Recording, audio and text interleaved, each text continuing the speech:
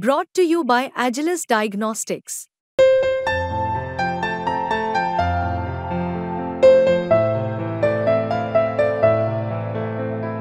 Agilus Diagnostics.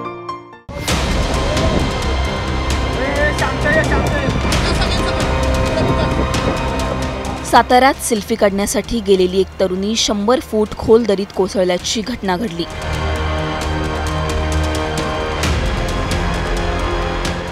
या प्रकरणात आता एक महत्त्वाची माहिती समोर आली आहे. तरुणीसोबत घटनास्थळी असलेल्या तिच्या 3 मित्रांवर आता गुन्हा दाखल झालाय. हा गुन्हा नेमका का दाखल झाला जाणून घेऊयात. शनिवारी पुण्यातील नसरीन कुरेशी ही तिच्या मित्रमैत्रिणींसोबत फिरण्यासाठी साताऱ्यात आली होती.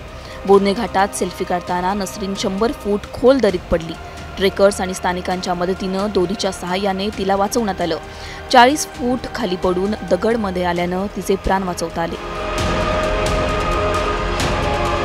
नसरीन दरीत कोसळली तेव्हा तिच्याबरोबर तिचे 3 मित्र देखील होते.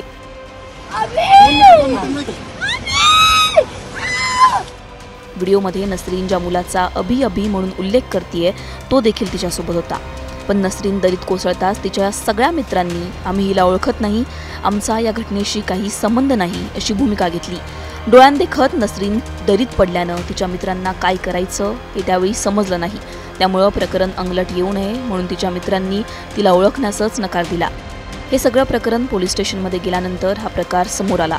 त्यामुळं आता बंदी असताना देखील पर्यटनाला गेलेल्या नसरीनच्या या 3 मित्रांवर गुन्हा दाखल करण्यात आलाय. साताऱ्याहून इम्तियाज मुनावरसह ब्युरो रिपोर्ट, मुंबई तक.